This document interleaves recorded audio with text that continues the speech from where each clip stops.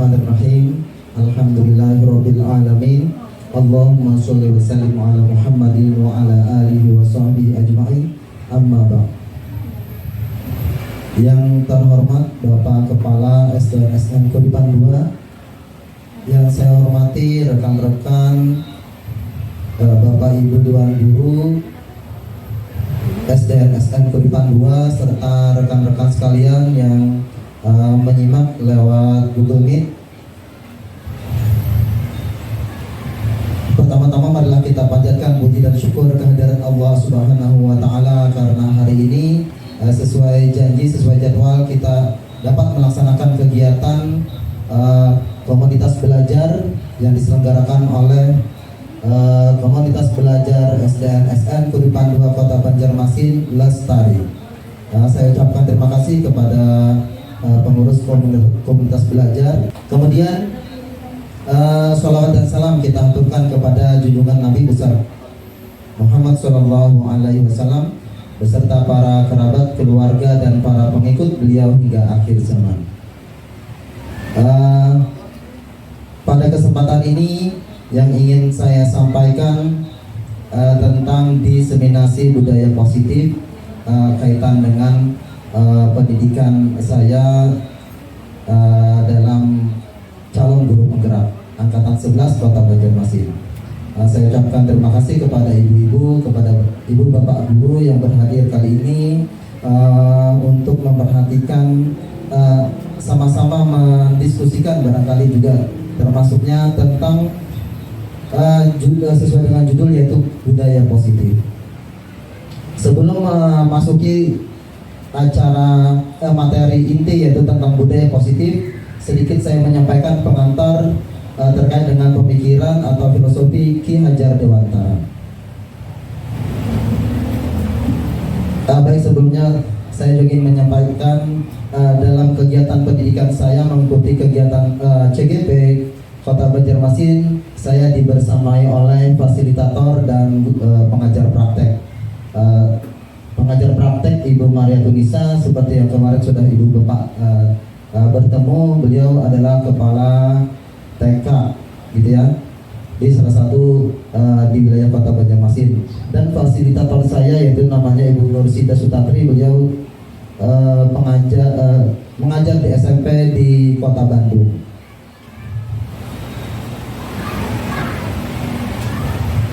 Baik, sebagai pengantar yaitu filosofi Ki Hajar Dewantara.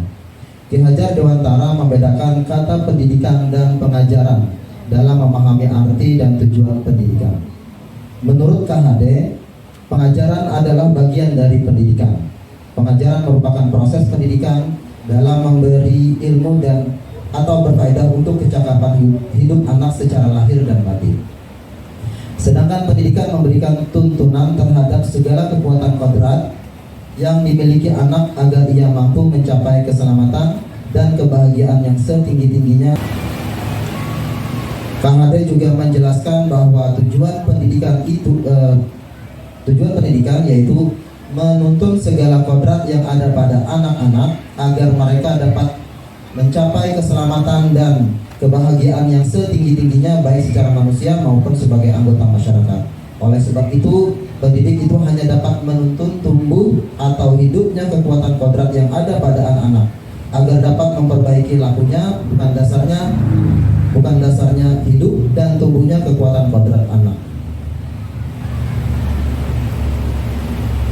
Dalam menuntun laku dan pertumbuhan kodrat anak, KHD mau ibaratkan peran pendidik seperti seorang petani atau tukang kebun. Anak-anak itu seperti biji tumbuhan yang disemai dan ditanam oleh Pak Tani atau Pak Tukang Kebun tadi di lahan yang telah disediakan. Anak-anak itu bagaikan bulir-bulir jagung yang ditanam. Bila biji jagung ditanam, ditempatkan di tanah yang subur dengan mendapatkan sinar matahari dan pengairan yang baik, maka meskipun biji jagung adalah bibit jagung yang kurang baik atau maksudnya kurang berkualitas, tapi dapat tumbuh dengan baik karena perhatian dan perawatan dari Pak Tani tadi. Demikian sebaliknya, meskipun biji jagung itu disemai adalah bibit yang berkualitas baik, namun tumbuh di lahan yang gersang dan tidak mendapat pengairan dan cahaya matahari serta tangan dingin Pak Tani, maka biji jagung itu mungkin tumbuh namun tidak akan optimal. Nah, dalam proses menuntun, anak diberi kebebasan namun pendidik sebagai pamong dalam memberi tuntunan dan arahan agar tidak kehilangan agar anak tidak kehilangan arah dan membahayakan dirinya. Seorang pamong dapat memberikan tuntunan agar anak dapat menemukan kemerdekaannya dalam belajar. Kemudian anak juga secara sadar memahami bahwa kemerdekaan dirinya juga mempengaruhi kemerdekaan orang lain. Oleh sebab itu, tuntunan seorang guru mampu mengelola dirinya untuk hidup bersama dengan orang lain, menjadi manusia dan anggota masyarakat. Ki Hajar Dewantara juga mengingatkan para pendidik untuk tetap terbuka namun tetap waspada terhadap perubahan-perubahan yang terjadi. Nah, di sini ada ucapan atau kata-kata langsung dari Ki Hajar Dewantara, waspadalah, carilah barang-barang yang bermanfaat untuk kita, yang dapat menambah kekayaan kita dalam hal kultur lahir atau batin. Jangan hanya meniru, hendaknya barang baru tersebut dilaraskan lebih dahulu, kata KHD. Kemudian KHD menggunakan barang-barang sebagai simbol dari tersedianya hal-hal yang dapat kita tiru. Namun selalu menjadi pertimbangan bahwa Indonesia juga memiliki potensi-potensi kultural yang dapat dijadikan sebagai sumber belajar.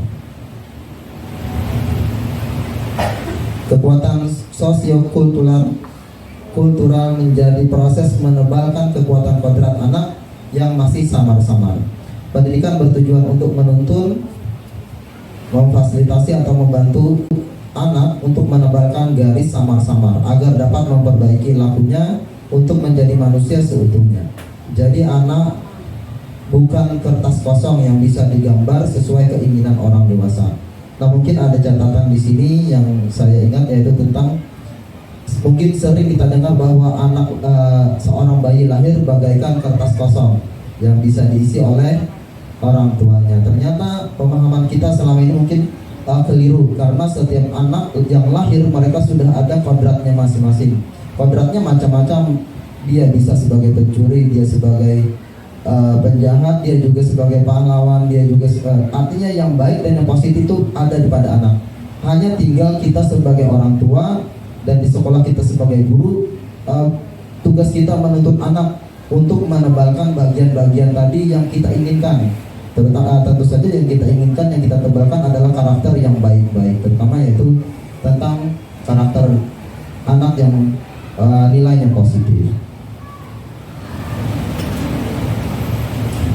Ki Hajar Dewantara menegaskan juga bahwa didiklah anak-anak dengan cara yang sesuai dengan tuntutan alam dan zamannya sendiri. Artinya, cara belajar dan interaksi murid abad ke-21 tentu sangat berbeda dengan para murid di pertengahan dan akhir abad ke-20. Kodrat alam Indonesia dengan memiliki dua musim hujan dan kemarau, serta bentangan alam mulai dari pesisir pantai hingga pegunungan, memiliki keberagaman dalam memaknai dan menghayati hidup. Demikian pula dengan zaman yang terus berkembang dinamis, mempengaruhi cara pendidik menuntun pada murid.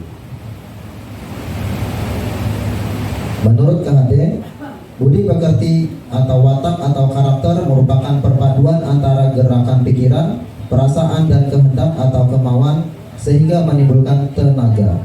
Budi pekerti juga dapat diartikan sebagai perpaduan antara cipta yaitu kognitif, karsa afektif sehingga menciptakan karya psikomotor.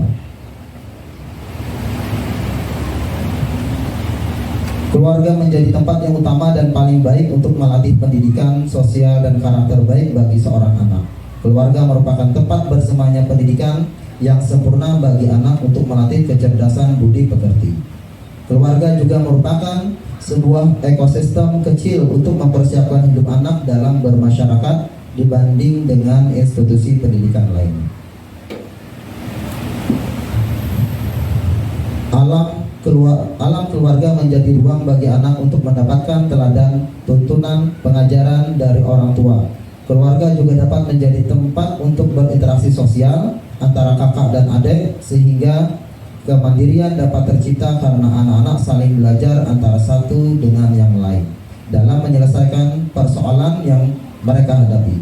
Oleh sebab itu, peran orang tua sebagai guru, penuntun, dan pemberi teladan menjadi sangat penting dalam pertumbuhan karakter baik anak.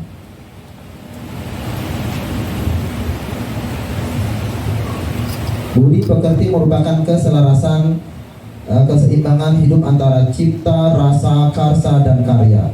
Keselarasan hidup anak dilatih melalui pemahaman kesadaran diri yang baik tentang kekuatan dirinya, kemudian dilatih mengelola diri agar mampu memiliki kesadaran sosial bahwa ia tidak hidup sendiri dalam relasi sosialnya, sehingga ketika membuat sebuah keputusan yang bertanggung jawab dalam kemerdekaan dirinya dan kemerdekaan orang lain. Budi pekerti melatih anak untuk memiliki kesadaran diri yang utuh untuk menjadi dirinya atau kemerdekaan diri dan kemerdekaan orang lain. Baik, sebelum melanjutkan supaya memfokuskan atau menyegarkan badan, kita ice breaking dulu. Mohon bantuan kepada ibu atau bapak untuk ke depan. Tadi sudah ada contekan sedikit sebelum.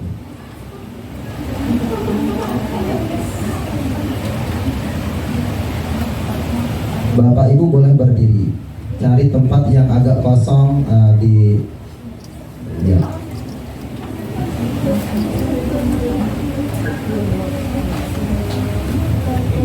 Kita ice breaking senam, mengikuti gerakan yang ada di depan.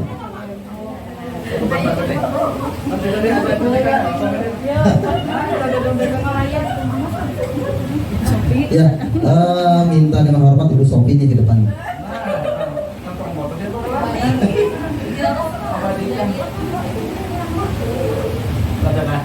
Silakan.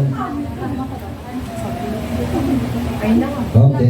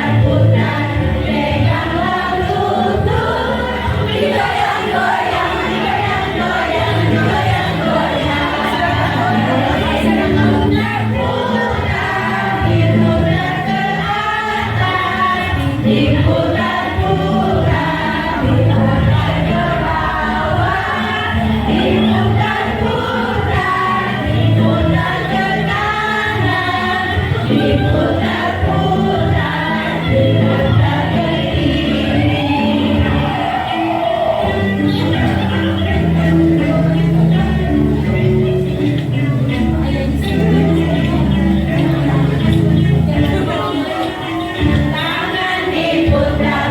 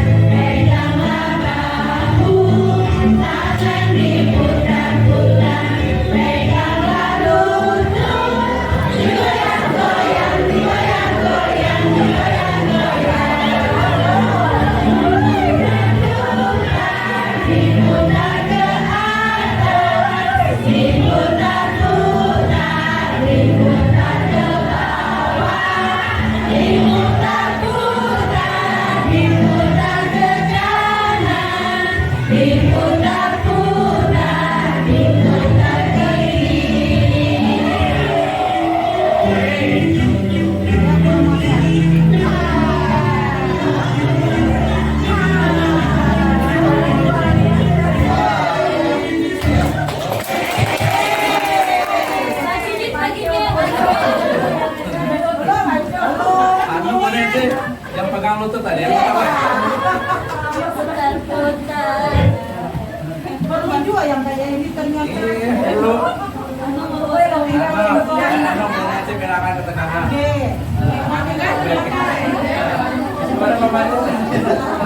Baik, terima kasih Ibu Bapak. Mudah-mudahan kita segera kembali. Nah, yang ingin saya sampaikan pada kegiatan diseminasi budaya positif kali ini yaitu tentang ada beberapa hal nih dalam hal budaya positif. Yang pertama, perubahan paradigma teori kontrol. Kemudian, disiplin positif dan nilai-nilai kebajikan universal. Kemudian, hukuman, konsekuensi dan restitusi.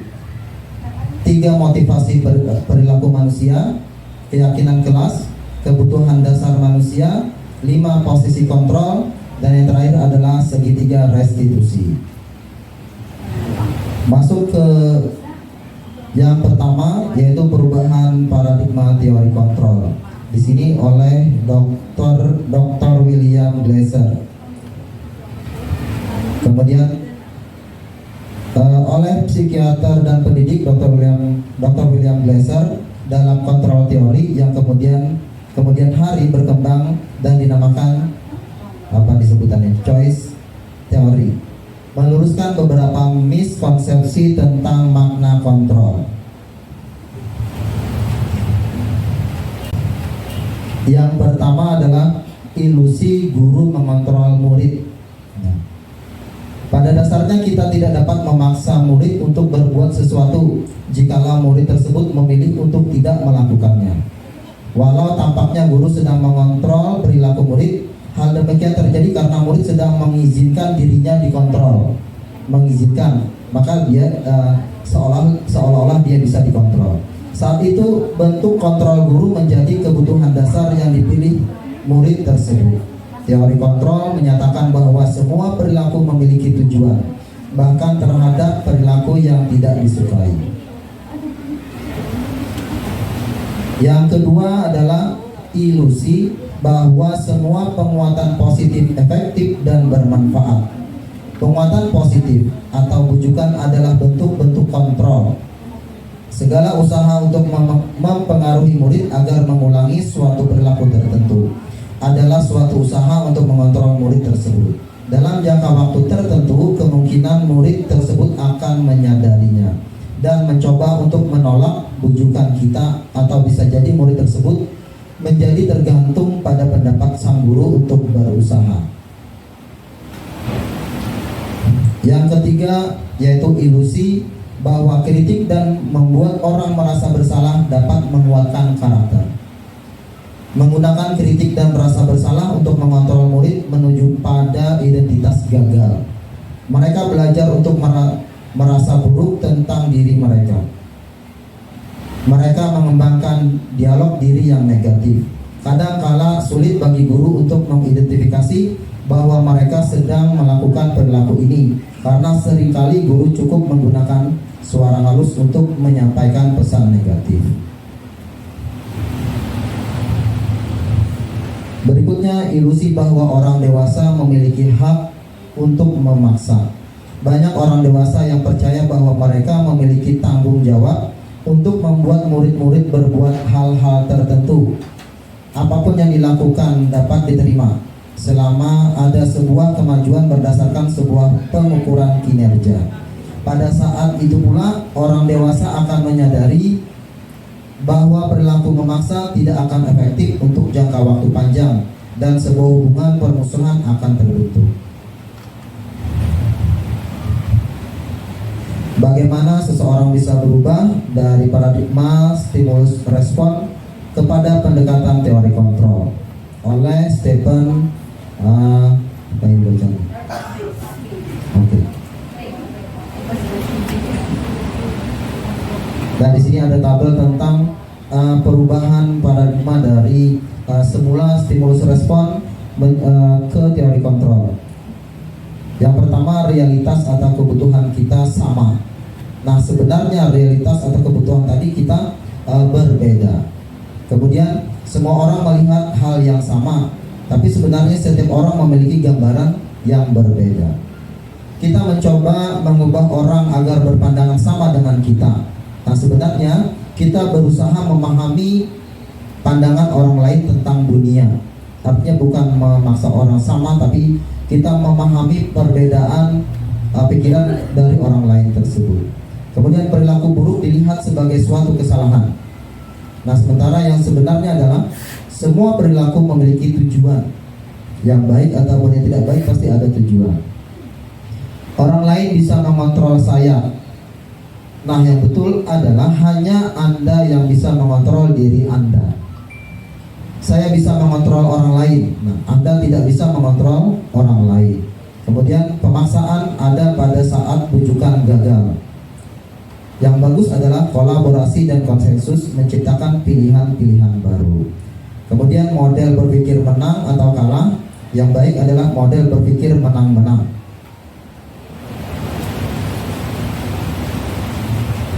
Baik, masuk ke budaya positif yang kedua, yaitu dari disiplin positif dan nilai-nilai kebajikan universal.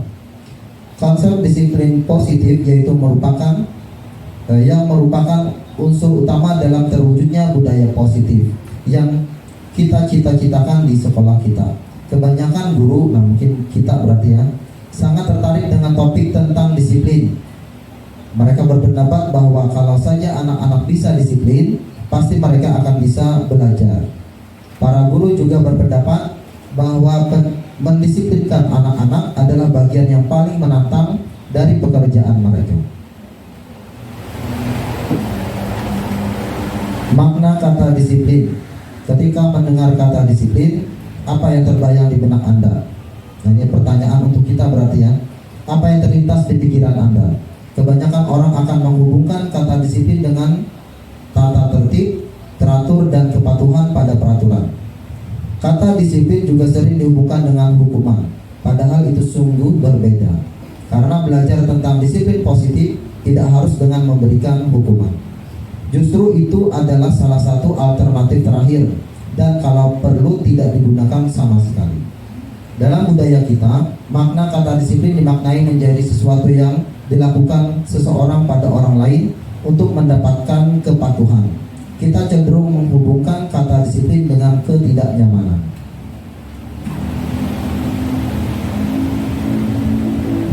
Bapak pendidikan kita, Ki Hajar Dewantara, menyatakan bahwa di mana ada kemerdekaan, disitulah harus ada disiplin yang kuat.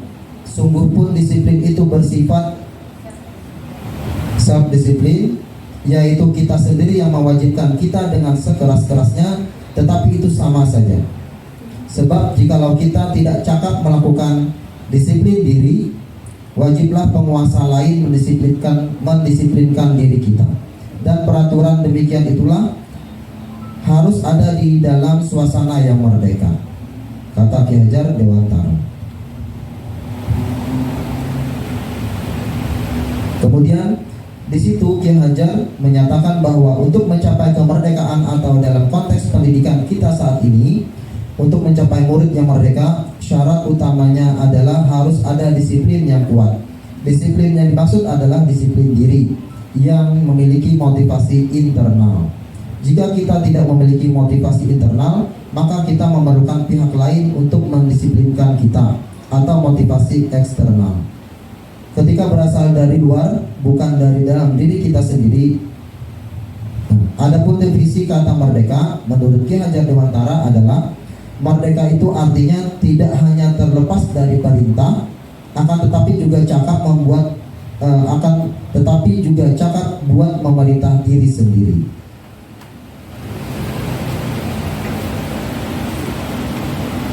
Kemudian untuk menjadi seorang murid atau pengikut, seseorang harus paham betul alasan mengapa mereka mengikuti suatu aliran atau ajaran tertentu. Sehingga motivasi yang terbangun adalah motivasi intrinsik, bukan ekstrinsik. Dia juga mengatakan bahwa arti asli dari kata disiplin ini juga berkonotasi dengan disiplin diri dari murid-murid Sokrates dan Plato. Disiplin diri dapat membuat seseorang menggali potensinya menuju kepada sebuah tujuan, sesuatu yang dihargai dan bermakna. Dengan kata lain, Disiplin diri juga mempelajari bagaimana cara kita mengontrol diri dan bagaimana menguasai diri untuk melatih tindakan yang mengacu pada nilai-nilai yang kita hargai. Dengan kata lain, seseorang yang memiliki disiplin diri berarti mereka bisa bertanggung jawab terhadap apa yang dilakukannya karena mereka mendasarkan tindakan mereka pada nilai-nilai kebajikan universal.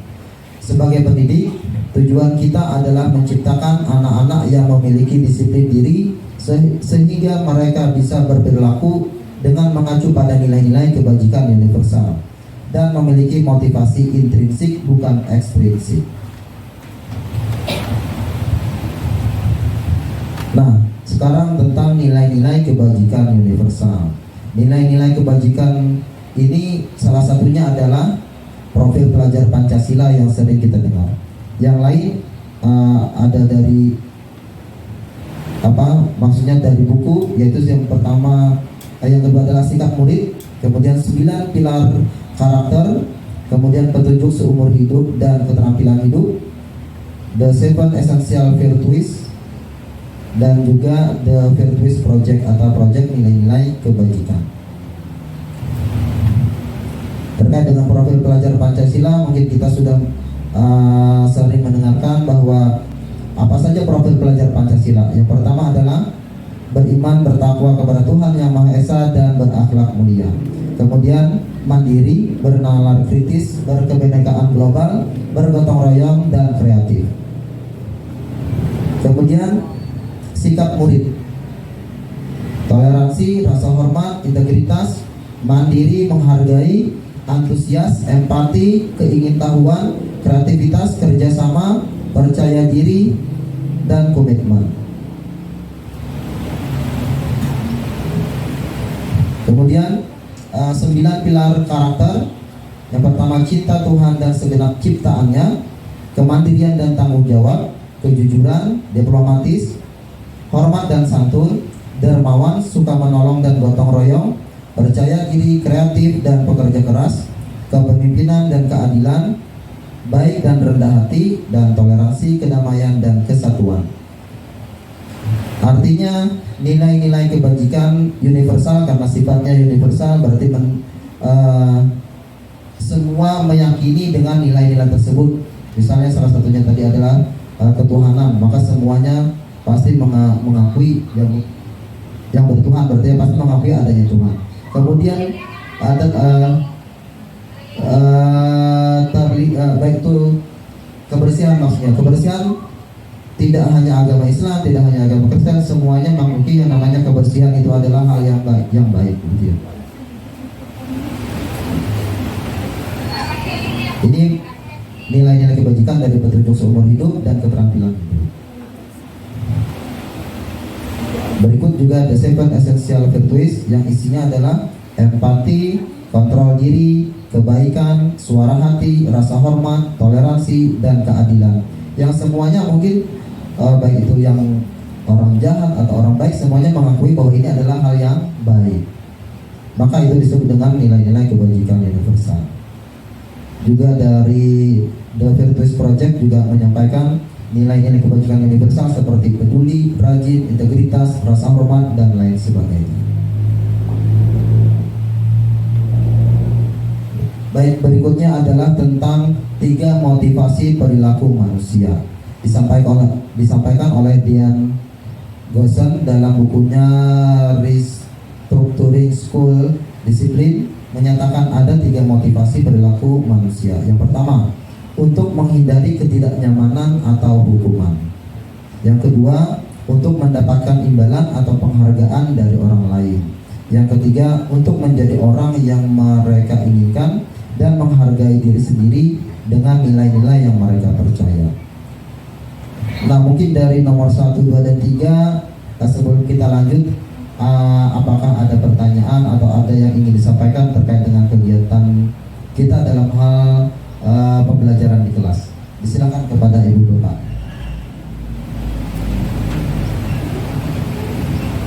Atau paling tidak kita lihat dari 1, 2, dan 3, mungkin yang paling pas yang idealnya yang harus kita lakukan yang kita dapatkan dari anak kira-kira yang mana? Yang ketiga kira-kira ya. Lalu alasan nomor 1, nomor 2 tuh yang tidak pasnya di mana? Kira-kira pengertiannya apa? Boleh disampaikan lewat ini supaya yang lain juga ikut mendengarkan. Cek. Terima kasih kepada Bapak narasumber. Kalau menurut saya yang paling baik itu adalah nomor 3, yaitu bahwa perilaku manusia itu harus dimotivasi bahwa dia berperilaku begitu untuk menjadi orang yang mereka inginkan dan menghargai diri sendiri dengan nilai-nilai yang mereka percaya bahwa itu benar. Kalau misalnya yang pertama, untuk menghindari ketidaknyamanan atau hukuman, lantas bagaimana jika hukuman itu tidak ada? Maka pasti mereka akan melakukannya. Jadi dia hanya takut dengan hukuman saja, tidak ada nilai-nilai yang mereka percayai dalam diri mereka. Kemudian yang kedua, untuk mendapatkan imbalan atau penghargaan dari orang lain. Nah, ini bergantung dengan imbalan. Kalau yang tadi bergantung dengan hukuman, ini bergantung dengan imbalan. Jadi kalau misalnya imbalan dan penghargaan itu tidak ada, maka perilakunya pun menjadi tidak terkontrol karena tidak ada tadi nilai-nilai dalam diri mereka sendiri. Begitu. Mohon maaf apabila saya keliru, Bapak. Baik, terima kasih kepada Ibu Fatma. Ya, memang betul. Yang idealnya adalah yang kita harapkan adalah yang nomor 3. Karena kalau dilihat dari pernyataan tersebut, motivasi yang timbul itu kan ada 2 tadi. Yang pertama ada intrinsik dan kedua ada ekstrinsik. Yang kita harapkan dari kita juga sama, bukan hanya siswa, yaitu yang kita harapkan yang timbul adalah intrinsik. Yaitu motivasi intrinsik adalah yang timbul dari diri kita sendiri. Dapat dari mana timbulnya? Yaitu dari kesadaran kita, bukan dari paksaan, bukan dari hukuman, bukan juga dari mengharapkan imbalan atau penghargaan dari orang lain. Baik, seperti yang disampaikan tadi bahwa yang pertama motivasi manusia, perilaku manusia adalah menghindari ketidaknyamanan atau hukuman. Mereka melakukan hal tersebut karena takut dihukum. Misalnya tadi dalam perjalanan kalau tidak pakai helm, nah, misalnya cerita tentang tidak pakai helm, ada banyak alasan kita melakukan atau menaati peraturan tersebut. Pertama, kalau kita tidak pakai helm takutnya kena tilang. Yang kedua, kalau kita tidak pakai helm takutnya nanti kecelakaan. Maka yang pas adalah yang sesuai dengan kesadaran kita. Jadi bukan hanya tentang peraturan, tapi keyakinan kita yang mendasari terhadap budaya positif tersebut. Yang kedua yang disampaikan tadi adalah motivasi perilaku manusia untuk mendapatkan imbalan atau penghargaan. Tentu ini juga salah satu motivasi ekstrinsik yang apabila tidak ada penghargaan atau imbalan, maka kemungkinan orang lain tidak akan melakukan hal-hal kebaikan. Yang ketiga yang harus kita tanamkan kepada diri anak dan kepada diri kita sendiri, yaitu bagaimana motivasi perilaku manusia yang ia lakukan untuk menjadi orang yang mereka inginkan dan menghargai dirinya sendiri dengan nilai-nilai yang mereka percaya, dengan kesadaran mereka sendiri. Kemudian juga dalam budaya positif ada materi tentang hukuman, konsekuensi, dan restitusi. Dalam menjalankan peraturan atau keyakinan kelas atau sekolah, bila mana ada suatu pelanggaran, tentunya sesuatu harus terjadi. Untuk itu kita perlu meninjau ulang tindakan penegakan peraturan atau keyakinan kelas atau sekolah kita selama ini. Tindakan terhadap suatu pelanggaran pada umumnya berbentuk hukuman atau konsekuensi. Sebelum dilanjutkan, kira-kira ibu bapak sudah tahu lah kira-kira apa itu hukuman, konsekuensi, dan restitusi. Yang sering kita dengar biasanya hukuman berarti misalnya terlambat maka dihukum.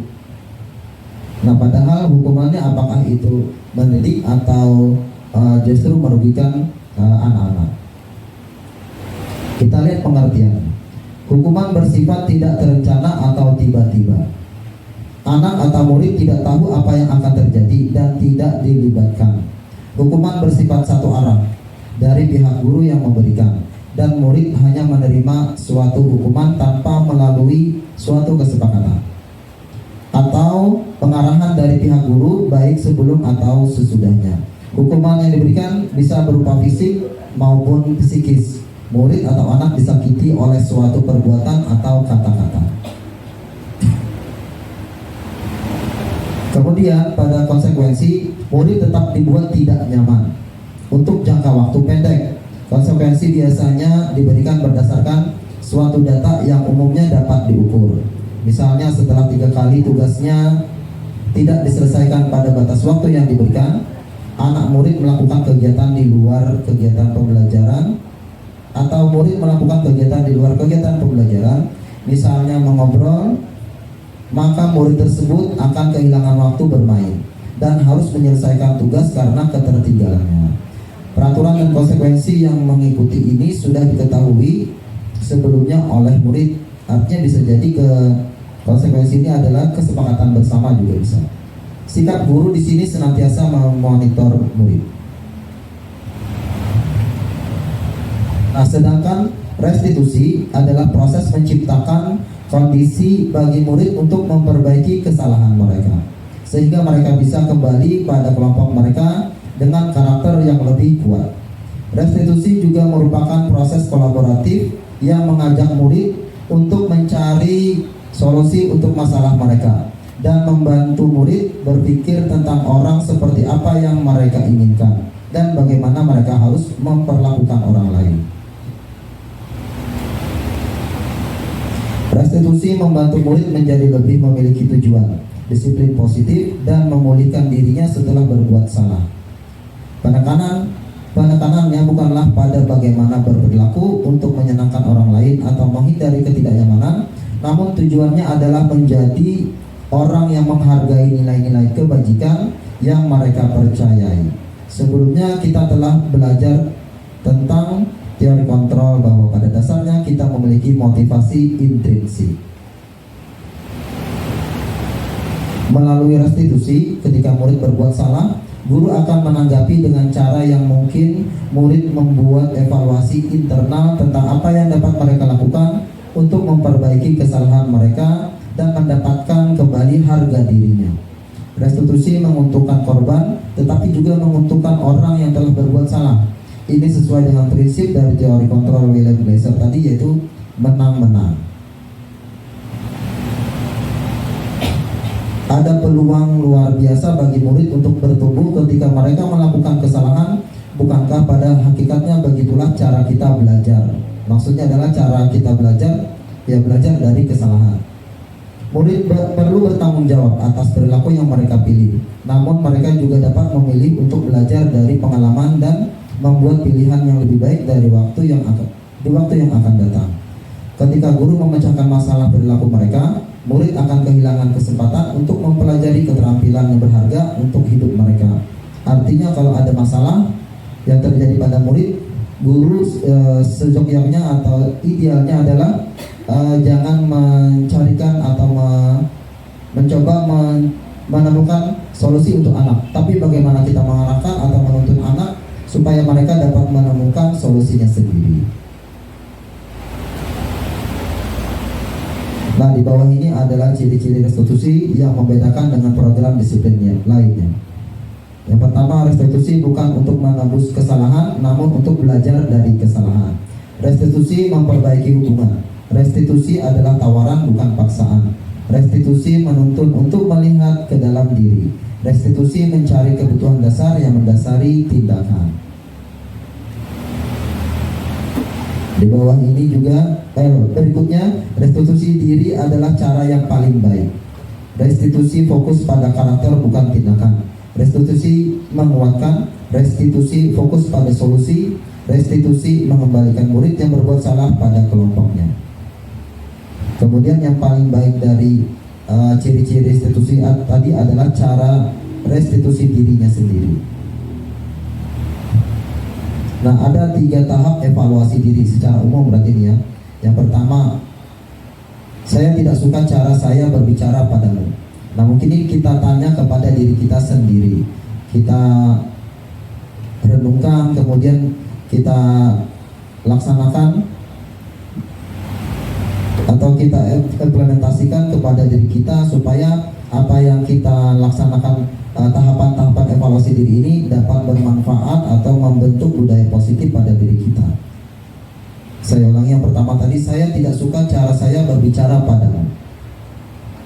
Berarti itu untuk diri kita. Kemudian yang kedua, kesalahan yang saya lakukan adalah saya sebenarnya punya informasi yang kamu butuhkan. Saya lelah dan saya bicara terlalu cepat. Saya tidak jelas menyampaikan apa yang saya inginkan. Pemahaman saya berbeda dengan pemahamanmu. Nah, besok lagi yang saya akan menyampaikan informasi yang saya punya dan kamu butuhkan. Saya akan bicara lebih lambat.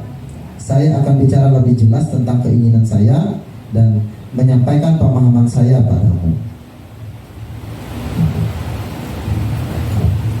Baik, sebelum Ibu Bapak Guru silakan disimak di layar. Di sini ada beberapa pertanyaan dan Bapak Ibu Guru tebak pernyataan tersebut apakah hukuman atau konsekuensi.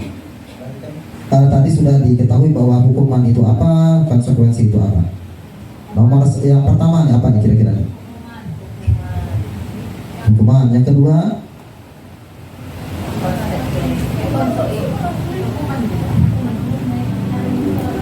Dibacakan, kelihatan ada di belakang. Yang pertama, mencatat 100 kali di dalam buku kalimat, saya tidak akan terlambat lagi. Karena terlambat ke sekolah nih. Jadinya menulis disuruh oleh guru 100 kali mencatat di buku kalimat. Yang kedua, lari mengelilingi lapangan basket 2 kali karena terlambat hadir di sekolah. Yang ketiga, membersihkan coretan yang dibuatnya di meja tulis. Kemudian murid diminta untuk push up 15 kali karena tidak menggunakan masker ke sekolah. Nah, kita cek jawabannya. Nah, jadi yang pertama tuh konsekuensi.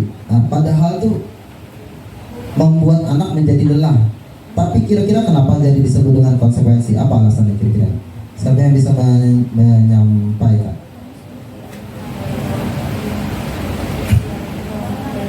Ya, silakan Bu Alia. Ya, berarti yang lain gantian. Yang pertama, yang mencat 100 kali itu dikatakan konsekuensi karena ia sudah mengetahui terlambat ke sekolah sehingga mencatat 100 kali itu. Baik. Apakah ini mungkin kan yang namanya konsekuensi mungkin salah satunya adalah kesepakatan dulu nih. Oke. Ada upaya untuk memperbaiki diri. Ada upaya untuk Saya tidak akan terlambat lagi. Nah, baik. Ada alasan lain lagi lah kira-kira bahwa itu adalah konsekuensi. Itu Ibu Nancy.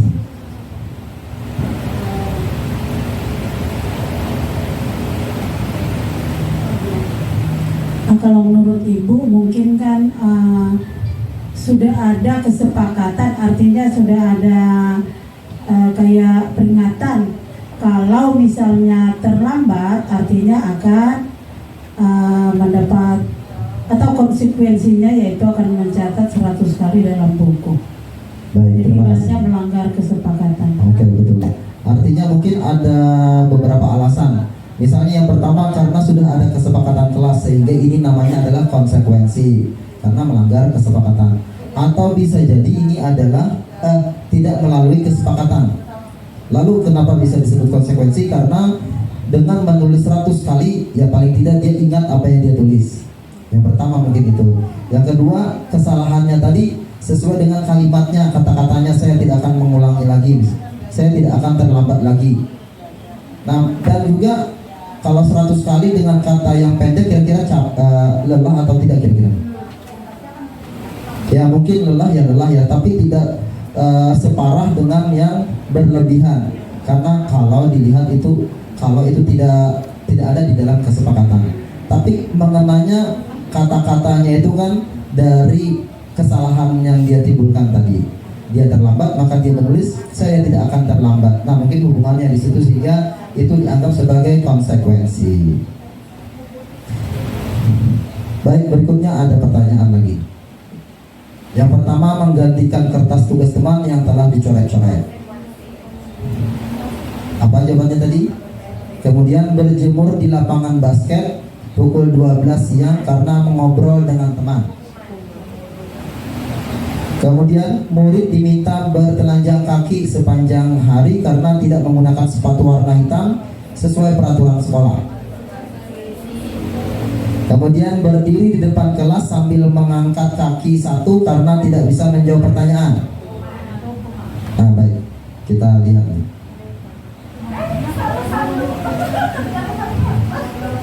Berarti menggantikan kertas tugas teman yang telah dicoret-coret adalah konsekuensi karena dia kesalahannya menebus apa yang dia perbuat. Lalu tadi ada yang tidak sesuai jawaban, perkiraan, yaitu murid diminta bertelanjang kaki sepanjang hari karena tidak menggunakan sepatu warna hitam sesuai peraturan sekolah. Walaupun itu adalah peraturan sekolah, tapi hukum bentuk sanksinya bukan hal yang mendidik berarti ya, malah menimbulkan masalah baru dengan dia tidak pakai kaos kaki, rentan dengan apa namanya, kayak cedera gitu.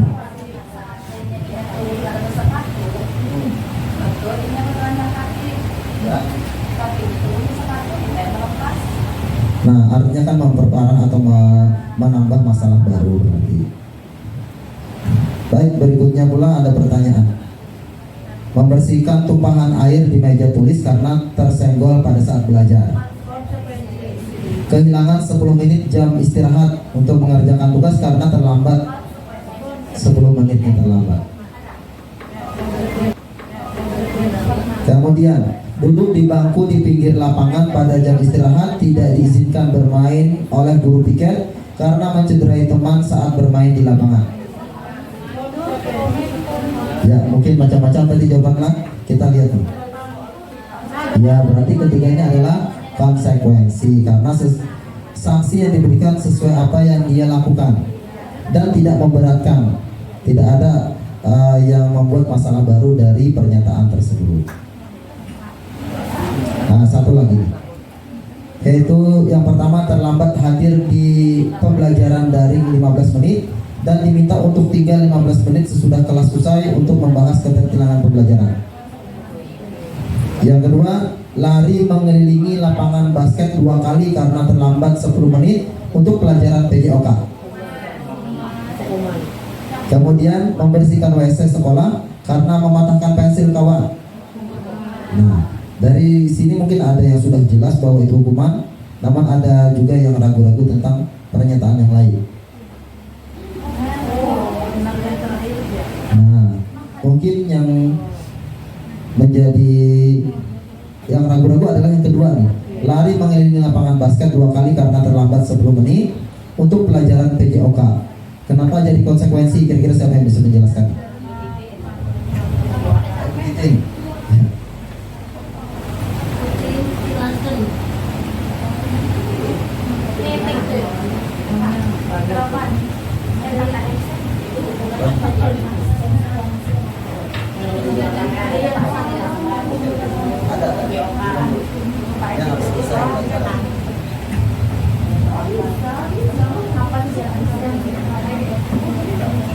Kira-kira Ibu Tin, alasannya apa nih bahwa dibolehkan kita memberikan hukuman, maksudnya sanksi ya, bukan hukuman, dari pernyataan yang kedua Ibu? Lari mengelilingi lapangan basket 2 kali karena terlambat 10 menit untuk pelajaran PJOK, konsekuensi. Bisa, sebenarnya kalau hukuman pun boleh lah, tapi kalau karena mungkin konsekuensinya ya. Artinya umpama terlambat 10 menit, kita janji kalau terlambat kita keliling lapangan basket. Betul. Ya kan, berarti kalau terlambat konsekuensinya udah lari. Okay. Atau bila tidak pakai baju kayak ibu tidak pakai baju, silakan berjemur di lapangan. Jadi tanpa ibu suruh, anaknya sendiri yang jalan ke lapangan. Baik. Tapi alhamdulillah belum pernah ada lagi takut mereka. Ya. Nah, artinya memang pas di sini adalah konsekuensi karena pada saat itu juga pembelajarannya adalah pembelajaran PJOK, olahraga. Karena yang lain mungkin ya salah satu alasannya yang lain sudah melakukan pemanasan. Nah, dia kan datang terlambat ya, lakukan pemanasan tapi dengan cara yang berbeda. Diberi dengan tindakan yang berbeda. Baik. Kemudian Ibu Bapak yang berikutnya adalah tentang keyakinan kelas.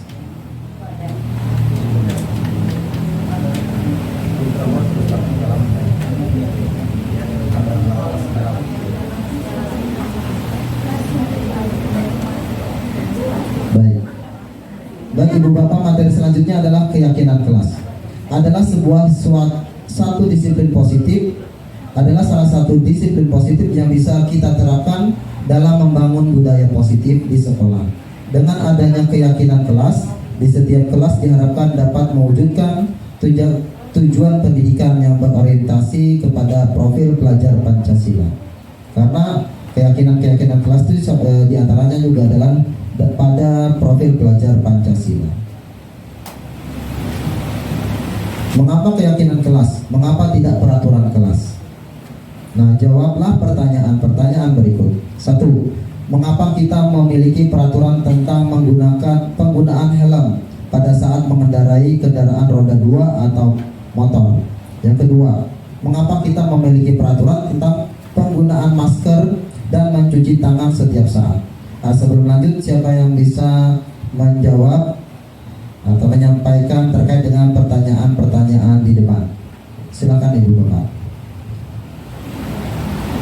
Boleh gantian yang belum, supaya semuanya bisa sama-sama berpartisipasi pada kegiatan kita ini.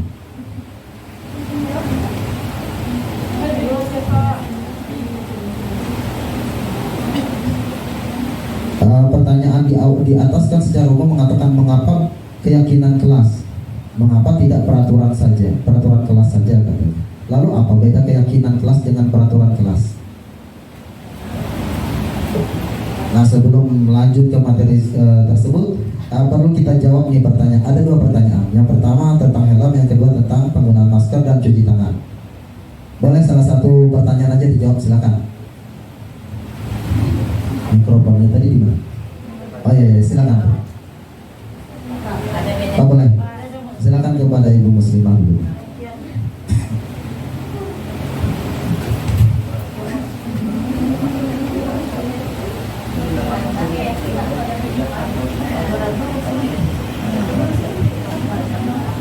Baik, yang pertama, mengapa kita memiliki peraturan tentang penggunaan helm pada saat mengendarai kendaraan?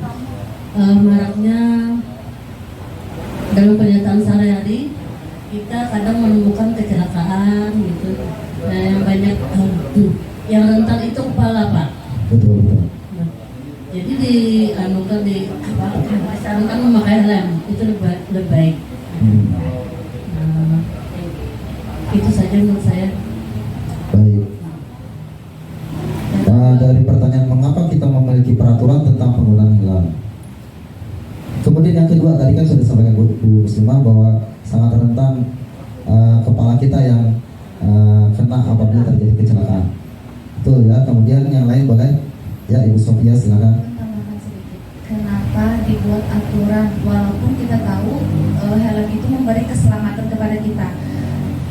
Adanya peraturan karena mungkin banyaknya warga tidak menaati karena saking walau sudah tahu bahayanya tapi tetap tidak memakai. Nah, muncullah yang namanya peraturan. Baik. Mengapa keyakinan dan peraturan itu mengapa keyakinan kelas bukan peraturan kelas? Karena adanya aturan belum tentu diyakini oleh warga, oleh masyarakat. Baik, terima kasih. Baik, lanjut pertanyaan berikutnya masih ada nih. Mengapa kita memiliki peraturan tentang penggunaan masker dan cuci tangan setiap saat? Siapa yang mau coba komen?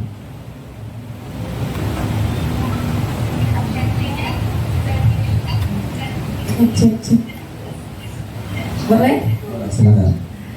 Menurut saya, mengapa kita memiliki peraturan tentang penggunaan masker dan mencuci tangan setiap saat? Itu rata-rata karena untuk menghindari penyakit. Jadi kalau peraturan itu fokus kepada hal negatifnya. Sama seperti tentang menggunakan helm tadi kata Ibu kan, karena untuk menghindari kecelakaan itu kan hal negatif. Jadi kalau peraturan itu ada untuk dia fokuskannya itu ke hal negatifnya, menghindari hal negatifnya. Kalau keyakinan kelas itu menurut saya dia berfokusnya kepada nilai-nilai positifnya. Begitu, Pak. Baik, terima kasih. Juga kepada teman-teman yang ada di apa namanya itu? Di daring boleh juga mengajukan pertanyaan baik itu secara langsung ataupun lewat chat juga bisa, nanti dibantu oleh rekan-rekan yang berada di studio ini. Nah, betul tadi disampaikan oleh ibu-ibu terkait dengan dua pertanyaan. Yang pertama, ini adalah berkaitan dengan keyakinan kelas dan peraturan kelas. Pasti ada beda antara keyakinan dan peraturan. Nomor satu pertanyaannya, mengapa kita memiliki peraturan tentang penggunaan helm pada saat mengendarai? Padahal kita yakin bahwa helm sangat penting dan baik atau dapat melindungi kita dari pada saat berkendara. Bukan hanya tentang kecelakaan, tapi pada saat jalan berdebu juga kan sangat bagus. Kemudian pada saat terik matahari juga sangat bagus penggunaan helm. Tapi juga tetap dibuat peraturan. Kemudian yang kedua, mengapa kita memiliki peraturan tentang penggunaan masker dan mencuci tangan? Nah, ini pasti ada nilai-nilai keyakinan di dalamnya, di dalam peraturan tersebut. Seperti yang dijelaskan di awal bahwa keyakinan adalah terlintas dari agama, terlintas dari budaya, terlintas dari negara, suku dan etnis lainnya, bahwa kita meyakini yang pertama tadi kebersihan. Kemudian kita meyakini yang namanya adalah keselamatan, kita meyakini dengan adanya ketuhanan. Itu adalah sebuah keyakinan-keyakinan kita. Namun mungkin beberapa orang dengan adanya keyakinan itu masih mungkin belum tingkat keyakinannya masih berbeda, sehingga perlu adanya aturan. Jadi sebenarnya aturan lahir dari keyakinan-keyakinan. Kita lanjut ya. Nilai-nilai keselamatan atau keselamatan atau kesehatan. Nah, mungkin jawaban dari dua pertanyaan tadi adalah yang pertama kaitannya dengan keselamatan, yang kedua kaitannya dengan kesehatan. Nah, inilah yang kita sebut sebagai suatu keyakinan, yaitu nilai-nilai kebajikan universal yang disepakati secara tersirat dan tersurat, lepas dari latar belakang suku, negara, bahasa maupun agama. Seseorang akan lebih tergerak dan bersemangat untuk menjalankan keyakinannya daripada hanya sekedar mengikuti serangkaian peraturan tertulis tanpa makna. Murid-murid pun demikian. Mereka perlu mendengarkan dan memahami arti sesungguhnya tentang peraturan-peraturan yang diberikan. Apa nilai-nilai kebajikan di balik peraturan tersebut? Apa tujuan utamanya? Dan menjadi tidak tertarik atau takut sehingga hanya sekedar mengikuti serangkaian peraturan-peraturan yang mengatur mereka tanpa memahami tujuan mulianya. Jadi misalnya kan kemarin kita pada saat awal tahun pembelajaran kita juga sudah melaksanakan membuat sebuah kesepakatan kelas. Kesepakatan kelas itu sebenarnya di dalamnya harus punya makna keyakinan kelas. Mengapa kita misalnya diam saat belajar? Keyakinan kelasnya apa di situ? Berarti menghargai. Kemudian kita juga makan makanan yang bergizi pada saat berada di sekolah, misalnya membeli makanan-makanan yang bergizi. Tentu keyakinan-keyakinan yang ada pada kesepakatan tersebut adalah tentang kesehatan anak. Nah, semuanya tadi meyakini.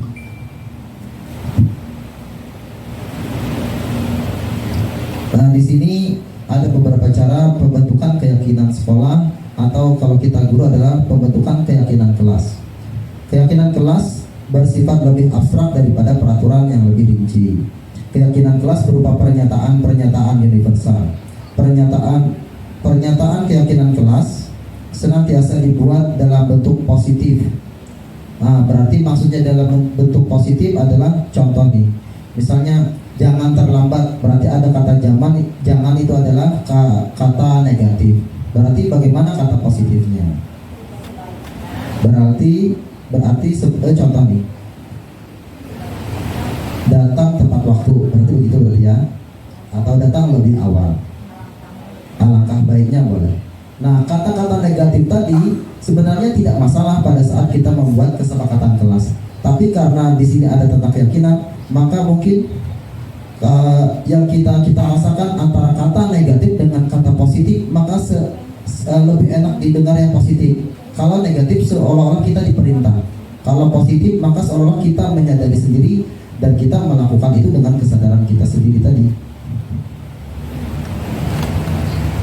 Kemudian keyakinan kelas hendaknya tidak terlalu banyak sehingga mudah diingat dan dipahami oleh semua warga kelas. Keyakinan kelas sebaiknya sesuatu yang dapat diterapkan di kelas tersebut. Semua warga kelas hendaknya ikut berkontribusi dalam pembuatan keyakinan kelas lewat kegiatan curah pendapat. Ya, mungkin untuk kita diskusi berarti ya dengan anak, diskusi kelompok bisa juga, sehingga bukan hukuman nanti yang timbul tapi adalah konsekuensi. Kemudian bersedia meninjau kembali keyakinan kelas dari waktu ke waktu. Ya, bisa jadi mungkin nanti ada beberapa keyakinan kelas yang sudah tidak relevan. Walaupun yang namanya keyakinan kan pasti selamanya bagus, tapi mungkin pada suatu kondisi kita keyakinan tersebut tidak menjadi hal yang utama. Nah, ini contoh keyakinan kelas yang dibuat oleh kelas 1 misalnya. Setiap anggota kelas perlu belajar. Setiap anggota kelas perlu senang. Setiap anggota kelas perlu melakukan tugas. Setiap anggota kelas perlu saling menghargai. Setiap anggota kelas perlu merasa aman. Nah, kata-katanya kan positif nih. Kalau negatifnya kira-kira apa nih dari keyakinan kelas 1?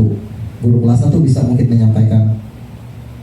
Di depan ada kata-kata positifnya, mungkin kata-kata negatifnya apa?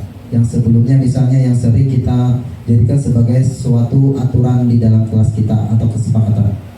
Nancy boleh bisa juga sampaikan? Salah satunya dari berapa pernyataan nih, dari berapa keyakinan yang ada di sini? 5 nih, ada 5 keyakinan di kelas 1. Misalnya salah satunya apa? Nah, jangan malas belajar. Ada kata jangan atau awas. Nah, kan nadanya nada perintah yang sebenarnya kita tidak suka diperintah.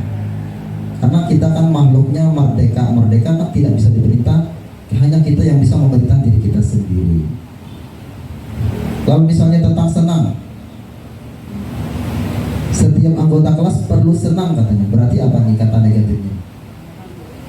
Berarti jangan ribut bisa juga ya.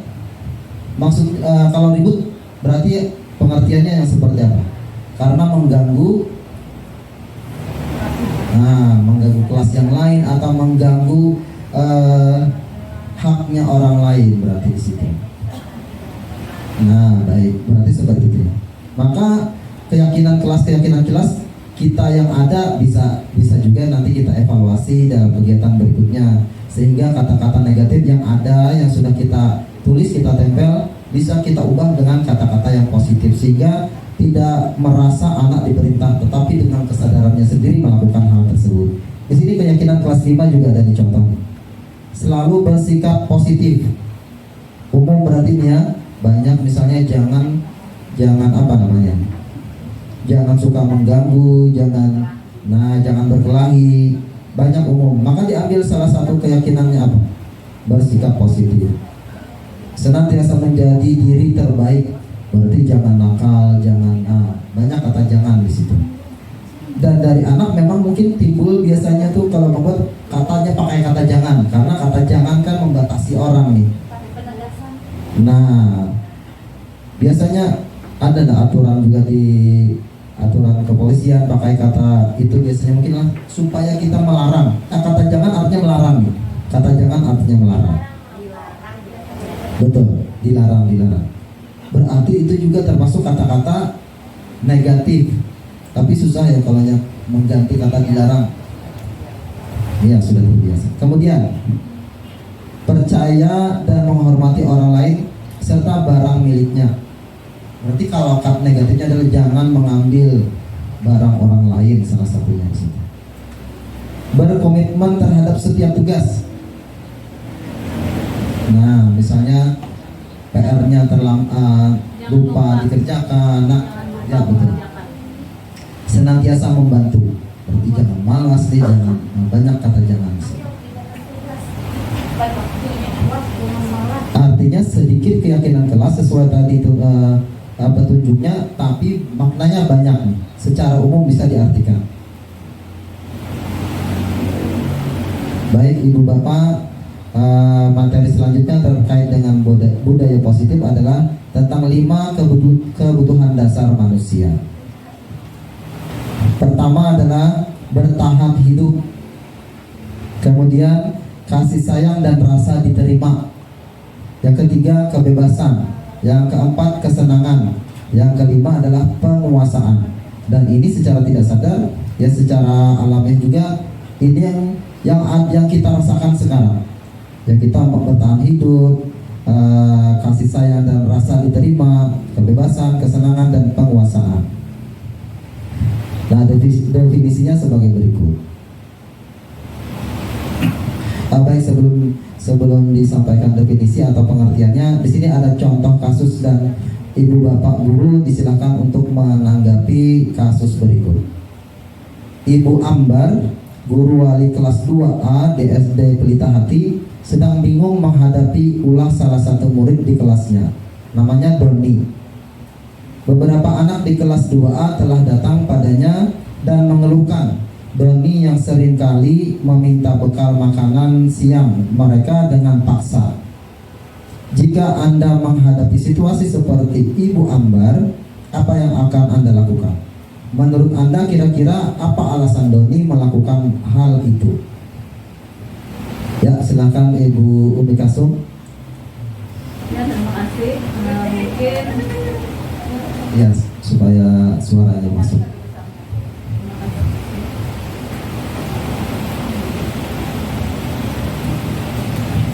Juga sebelum dijawab, sambil kita kaitkan dengan materi-materi sebelumnya. Terutama tadi yang kita ingat ada tentang restitusi berarti. Silakan Bu Umi. ya, terima kasih tidak lupa narasumber. Mungkin menurut saya karena itu dia sering melakukan itu, kita tanyakan dulu dengan anak tersebut kenapa dia suka melakukan itu. Setelah juga latar belakangnya kenapa dia bisa melakukan itu. Lalu kita tanyakan dengan baik-baik dengan anaknya. Tanyakan juga dengan murid-murid yang lain, apakah dia memaksa. Kita harus membicarakan itu, jangan sepihak. Kita telah kita cari kebenarannya.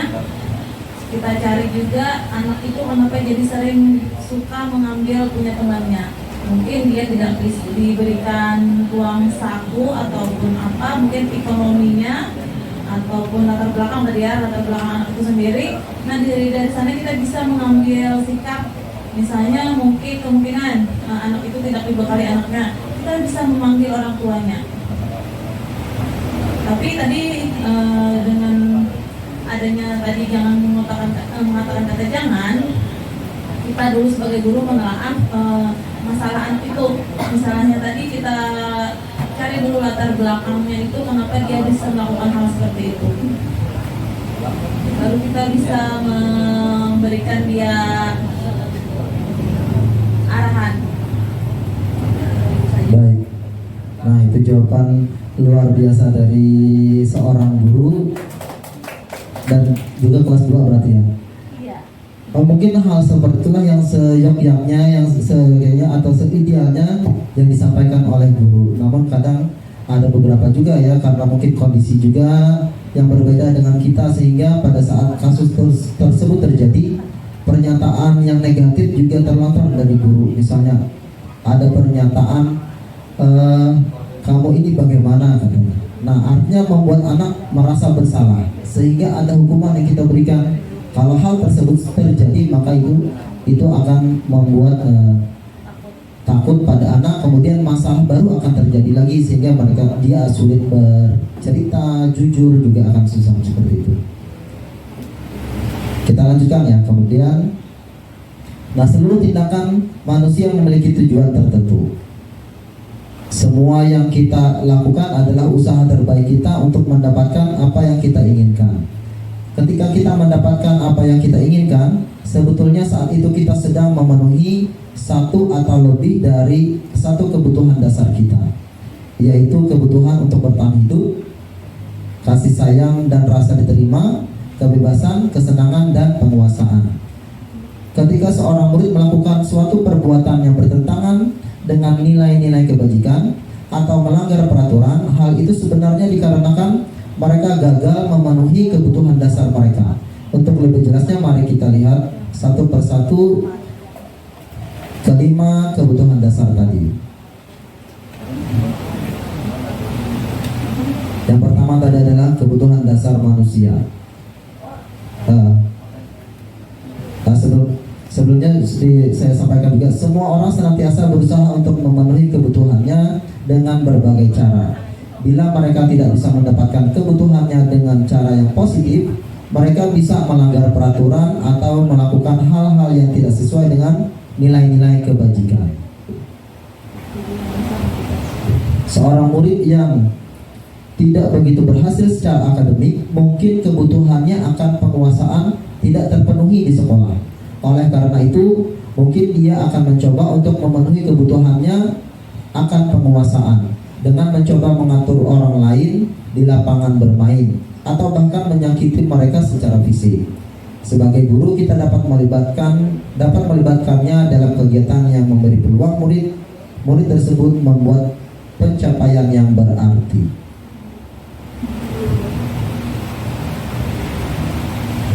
Seorang yang tidak merasa diterima oleh teman-temannya, kebutuhannya akan kasih sayang dan rasa diterima tidak terpenuhi. Oleh karena itu, dia mungkin akan memiliki satu teman dan memisahkan diri dari yang lain. Sebagai guru, kita bisa membangun hubungan yang bisa membangun kepercayaan dan keintiman dengan anak ini. Konsep 5 kebutuhan dasar manusia tidak hanya berlaku bagi anak-anak atau murid-murid, namun juga bagi manusia dewasa. Dalam setting sekolah adalah para tenaga pendidik dan kependidikan.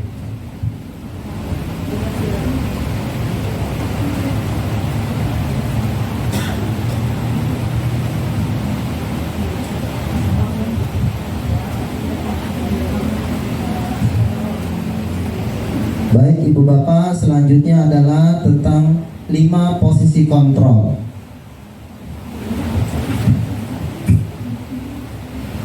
Tentunya kita posisikan diri sebagai guru ya. 5 posisi kontrol kita, yaitu yang pertama penghukum, yang kedua pembuat merasa bersalah, yang ketiga sebagai teman, keempat sebagai pemantau, dan yang terakhir sebagai manajer. Nah, tentunya di 5 posisi tadi idealnya adalah kita sebagai manajer. Karena kalau sebagai penghukum berarti kita melakukan tindakan yang merugikan kepada anak. Nih misalnya kata-kata kita misalnya pada posisi sebagai penghukum. Patuhi saja saya atau awas gitu. Kemudian kamu selalu saja salah. Pasti selalu yang terakhir selesai. Nah, ini sebagai penghukum ya, baik itu menghukum secara verbal ataupun tindakan.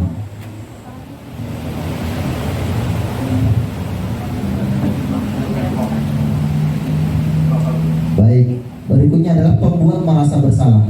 Nah, di sini sebenarnya sama mirip dengan penghukum, tapi nadanya lebih lembut, nadanya lebih rendah. Misalnya tadi, ibu sangat kecewa sekali dengan kamu. Nah, artinya kan kita mengolah anak, dia menjadi merasa bersalah. Oke Bapak, terima kasih Bapak. Terima kasih. Kemudian juga sebagai pembuat merasa bersalah, berapa kali Bapak harus memberitahu kamu ya. Itu salah satu juga kita membuat anak menjadi tambah salah. Ya. Contoh lain tadi, kamu terus orangnya yang bikin masalah atau selalu kamu saja yang terlambat. Nah, sudah salah dia ditambahi dengan kata-kata supaya dia tambah salah. Nah, mungkin ada baiknya kita juga sebagai teman.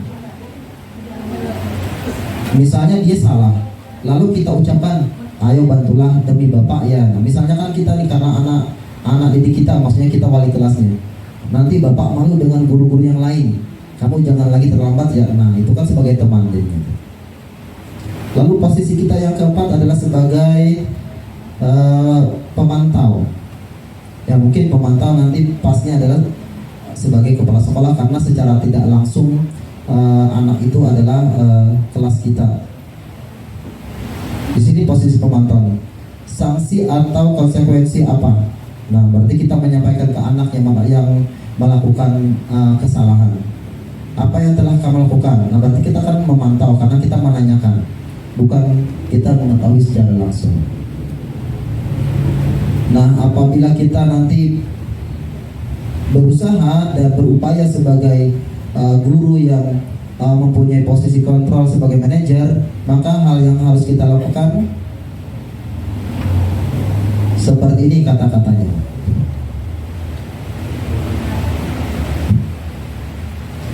Posisi terakhir yaitu manajer adalah posisi di mana guru berbuat sesuatu bersama dengan murid, mempersilahkan murid bertanggung jawab, mempertanggungjawabkan perilakunya, mendukung murid agar dapat menemukan solusi atas permasalahannya sendiri. Seorang manajer telah memiliki keterampilan di posisi teman maupun pemantau. Artinya kalau sudah menjadi seorang manajer, dia sudah punya keterampilan sebagai teman ataupun pemantau.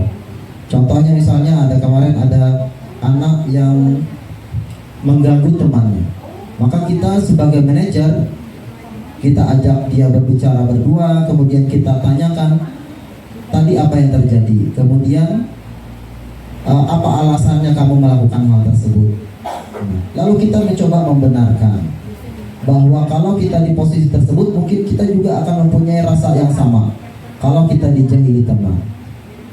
Lalu diakhiri dengan bagaimana solusi yang bisa dia lakukan agar tidak melakukan hal tersebut lagi.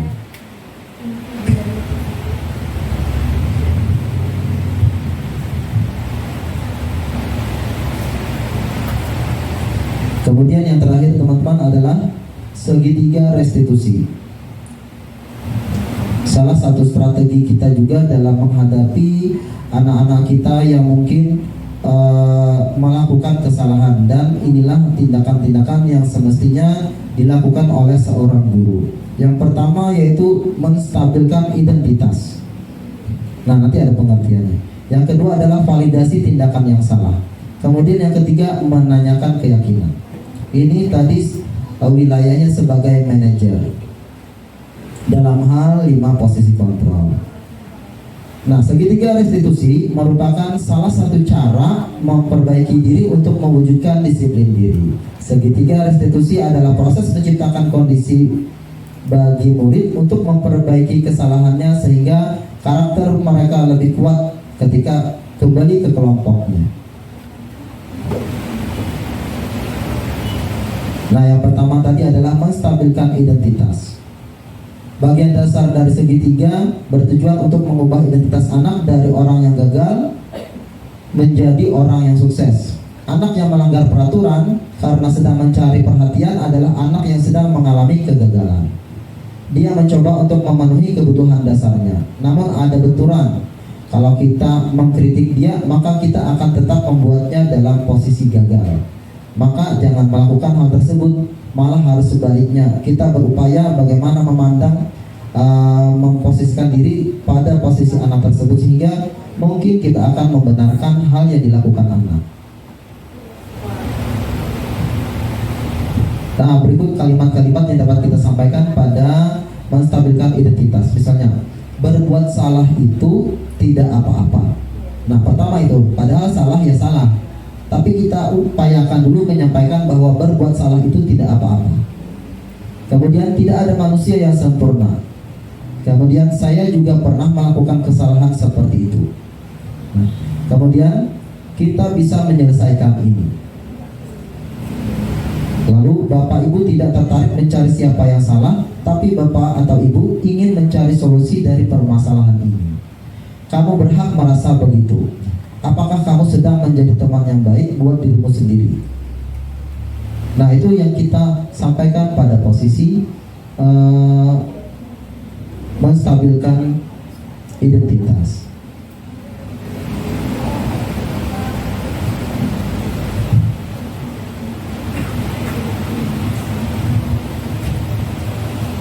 Yang kedua adalah validasi tindakan yang salah. Berarti kalau memvalidasi, kita membenarkan tindakan anak yang salah tadi. Nah, berikut contoh-contoh kalimat dari membenarkan tindakan anak tersebut. Nah, padahal kamu bisa melakukan yang lebih buruk dari ini ya. Padahal kan dia kan sudah jelek yang dia lakukan. Tapi kita masih memujinya atau masih menghargainya karena dia tidak melakukan hal yang lebih buruk dari itu. Kemudian ada kata lain lagi, kamu pasti punya alasan mengapa melakukan hal itu. Kamu patut bangga pada dirimu sendiri karena kamu telah melindungi sesuatu yang penting buat kamu. Kamu boleh mempertahankan sikap itu, tapi kamu harus menambah sikap yang baru.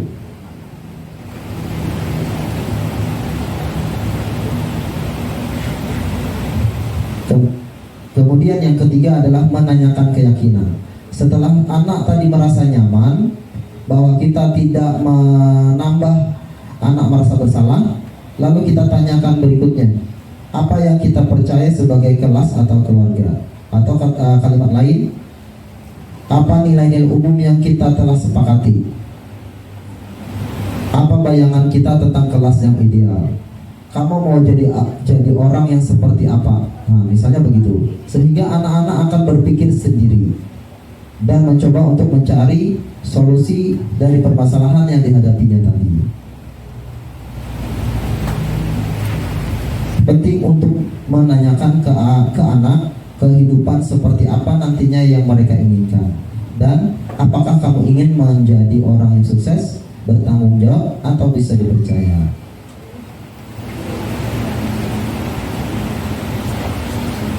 Baik Ibu Bapak, demikian penyampaian diseminasi budaya positif dari saya. Perkataan yang kurang berkenan, ulun mohon maaf dan ulun ucapkan terima kasih juga atas perhatian teman-teman sampai detik ini. Ulun akhiri dengan ucapan Wassalamualaikum warahmatullahi wabarakatuh.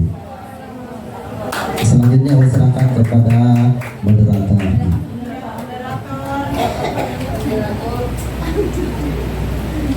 Baik, itulah tadi paparan dari narasumber kita, Bapak Nurhalis Majid SPD, yang merupakan CGP Angkatan 11 tahun 2024. Kita doakan semoga Bapak Nurhalis Majid senantiasa sukses dalam menjalankan serangkaian kegiatan pada CGP Angkatan 11 ini. Untuk presensi sudah dibagikan Bapak Ibu yang bergabung via daring. Untuk presensi sudah dibagikan di kolom chat.